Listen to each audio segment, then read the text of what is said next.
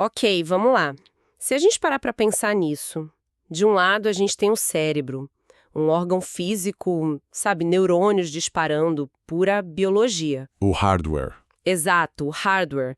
E do outro lado tem a mente, a experiência subjetiva, a sensação de ser, a cor vermelha, a tristeza. Por décadas, parece que essas duas coisas falam línguas diferentes. Completamente diferentes. A neurociência descreve o cérebro com uma precisão incrível. Incrível. Enquanto a psicologia, a psicanálise, a psiquiatria tentam mapear o software, só que cada uma com o seu próprio mapa, né? E muitas vezes sem uma linguagem em comum. E essa falta de uma ponte é um dos maiores desafios das ciências da mente. Se não for o maior. É como ter um mapa de ruas super detalhado de uma cidade. E em outro livro, um mapa poético dos sentimentos dos habitantes. Os dois são sobre a mesma cidade, mas como é que um se traduz no outro? Exatamente. Mas e se existisse uma espécie de pedra de Roseta para conectar esses mundos? Os materiais que a gente analisou hoje exploram uma ideia, assim, bem radical. A hipótese do manifold fenomenal. É um nome que assusta um pouco, né? Manifold. Assusta. O que é isso? Mas a ideia é até que simples. Pensa na superfície da Terra. Aqui, onde a gente está, ela parece plana, certo? Certo. Mas se a gente se afasta o suficiente, a gente vê que é uma esfera curva. O manifold é isso. É uma superfície que de perto parece simples, mas no todo tem uma forma global complexa. A teoria diz que a nossa mente funciona assim. Então não é só uma metáfora. A proposta é que a gente pode de verdade descrever matematicamente a paisagem da nossa mente. E hoje a nossa missão aqui é entender como essa ideia pode, virar de cabeça para baixo 4 áreas: psicologia, psicanálise, psiquiatria e a própria neurociência. É isso.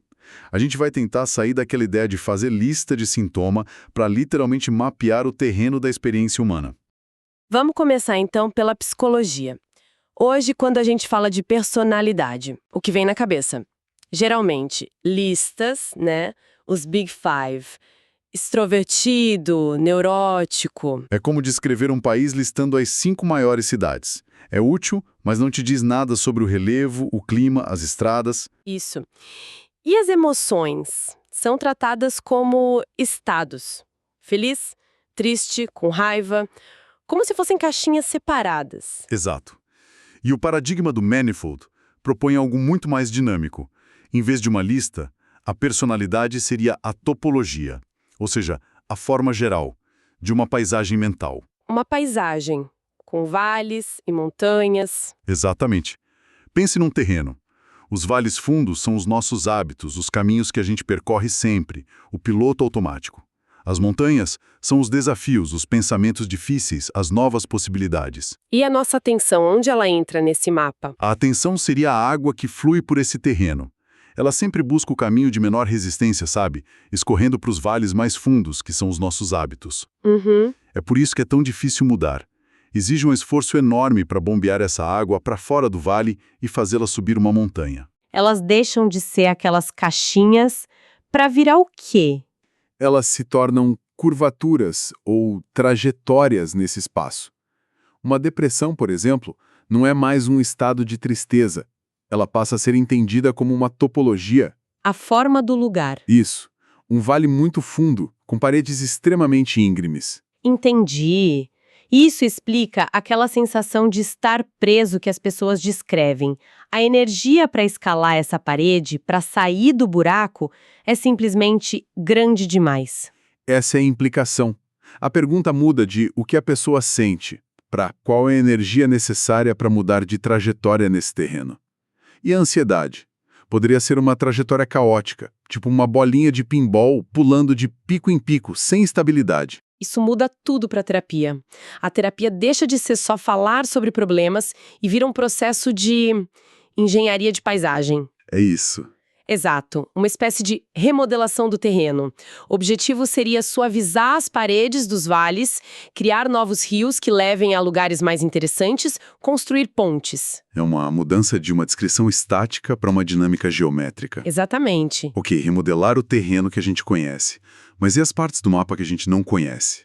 As cavernas, os rios subterrâneos, E isso leva a gente direto para a psicanálise, né? para o inconsciente. Perfeito. A metáfora clássica da psicanálise para o inconsciente é a de profundidade, um porão escuro onde a gente guarda os monstros, os desejos reprimidos.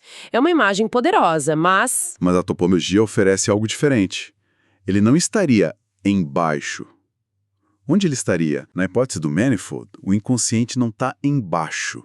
Ele é parte da própria estrutura da superfície. como assim? Pensa num donut. A superfície dele é contínua, mas ele tem um furo no meio. O furo não está dentro do donut. Ele define a forma do donut. O inconsciente poderia ser isso, um furo no tecido da experiência. Ou uma dobra que conecta pontos que parecem distantes na superfície. Uau! E como isso moderniza ideias como trauma ou repressão? Um trauma, em vez de ser o tal monstro no porão, vira uma cicatriz geológica na paisagem. Uma cicatriz geológica. É, uma deformação no terreno que desvia o rio da consciência para sempre. O fluxo é forçado a contornar aquela cicatriz, e isso muda todo o curso da vida mental da pessoa. E a repressão?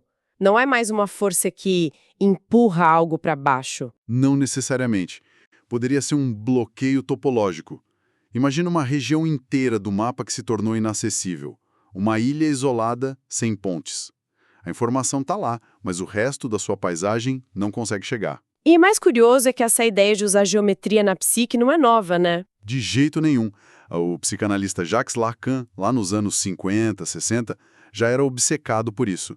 Ele usou objetos topológicos como o touro, que é a forma do donut que eu falei, a fita de Moebius, os nós borromianos, tudo para tentar formalizar a estrutura do desejo do sujeito. Ele já buscava uma linguagem matemática. Exato. O que a gente vê agora é uma convergência fascinante da neurociência com essa mesma linha de pensamento. Ok. Se a gente consegue mapear a personalidade e até as estruturas ocultas do inconsciente, o próximo passo é olhar para quando essa paisagem sofre, sei lá, um terremoto.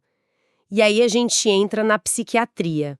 O modelo atual, o DSM, é basicamente um checklist de sintomas, né? Sim, e ele tem seu valor, claro, para a comunicação entre clínicos. Mas a crítica é que ele é descritivo, não explicativo. Ele te diz o que a pessoa tem, mas não por quê. É como dizer, a pessoa tem febre e tosse, sem explicar se é um vírus ou uma bactéria. Então a grande virada seria o tal diagnóstico geométrico. Como seria isso na prática? A proposta é mudar o paradigma. Os transtornos não seriam vistos só como desequilíbrios químicos, mas como alterações na geometria da experiência. Verdadeiros terremotos que reconfiguram a paisagem da mente. Os materiais que a gente leu trazem exemplos muito fortes. A depressão, que a gente já falou que é um vale fundo, é descrita aqui como um colapso de dimensionalidade. O que quer dizer isso? Um estado mental saudável é multidimensional. Você sente alegria por uma coisa, preocupação por outra, curiosidade sobre o jantar. Tudo ao mesmo tempo. É um espaço rico.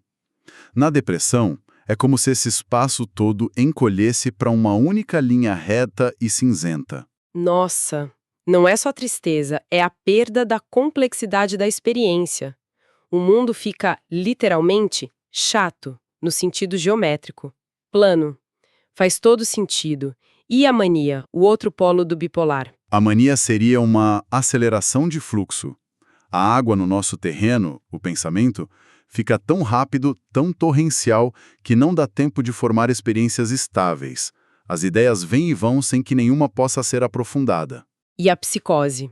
Essa me parece a mais difícil de visualizar. A psicose é descrita como uma fragmentação da continuidade. É o mais radical de todos.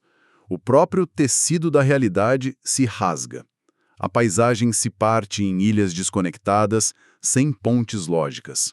A continuidade da experiência, que a gente nem percebe que tem, se desfaz. Isso muda completamente o objetivo do tratamento. Não é só consertar a química do cérebro, mas ajudar o paciente a, reterraplanar a paisagem dele. A terapia vira uma engenharia topológica. O objetivo é restabelecer a continuidade, enriquecer a dimensionalidade, estabilizar as trajetórias. A medicação pode ser a ferramenta que diminui a velocidade do rio, mas o trabalho de redesenhar o mapa ainda precisa ser feito. Ok, isso é fascinante. A gente tem a paisagem da mente. Mas isso leva à pergunta final, né? Quem é o engenheiro que constrói essa paisagem? E aí a gente cai na neurociência e no famoso problema difícil. O problema difícil da consciência. A grande questão. Como é que a atividade física de bilhões de neurônios vira a experiência subjetiva, privada, que a gente chama de consciência? Como matéria vira sentimento? É a grande lacuna. E a hipótese do Manifold não diz que resolveu isso, né? Não. Ela não resolve o mistério metafísico do porquê a consciência existe. Mas ela oferece algo talvez mais prático. Uma ponte matemática. Uma camada intermediária, um middleware, que conecta o cérebro e a mente de um jeito rigoroso. Certo. E como funciona essa ponte? Quais são os tijolos que o cérebro usa para construir essa geometria? A teoria diz que a forma da nossa experiência é determinada por 3 propriedades da dinâmica do cérebro. Propriedades que a gente já consegue medir. A gente pode pensar nisso como uma orquestra sinfônica. Uma orquestra, gostei. Qual seria a primeira propriedade? A primeira é a integração. Numa orquestra, é o fato de que todos os músicos estão tocando a mesma peça e não 50 músicas diferentes. O som é unificado. A nossa experiência também é uma cena única, integrada. Ok, faz sentido. A segunda. A segunda é a coerência. É o maestro garantindo que todos estão no mesmo ritmo. É a sincronização entre as áreas do cérebro. A música do cérebro precisa ser harmoniosa. Integração e coerência. E a terceira? E a terceira é a diferenciação. É a riqueza da orquestra. Ter violinos, trompetes, percussão, não só um triângulo. É a diversidade dos padrões de informação. Uma experiência rica, como andar numa floresta, tem altíssima diferenciação. Um estado de torpor tem baixíssima. Então, a música do cérebro com essas 3 qualidades, integração, coerência e diferenciação, literalmente cria a forma, a geometria da paisagem que a gente experiencia? Exatamente. A geometria é a solução do cérebro para o problema da integração. A razão pela qual a visão de uma maçã, o som de uma música e a lembrança da infância se unem numa cena só é porque tudo acontece dentro de uma única estrutura geométrica. A forma unifica o conteúdo. Então, no fim das contas, essa pedra de roseta geométrica parece que nos dá mesmo uma linguagem comum que faltava. Para o psicanalista, o Manifold dá uma forma concreta ao desejo e ao inconsciente. Para o psiquiatra, ele dá uma estrutura dinâmica à patologia. Sabe, tira da lista de sintomas e põe numa paisagem. E para o neurocientista, que talvez seja o mais importante, ele finalmente dá uma geometria à informação cerebral, conectando a atividade dos neurônios com a forma da experiência. O que nos leva a uma reflexão final, né? Uma ideia para a gente continuar pensando. Essa análise toda sugere uma mudança profunda em como a gente entende o que a mente é. Talvez a mente não seja algo que o cérebro tem, mas sim o formato que a experiência assume.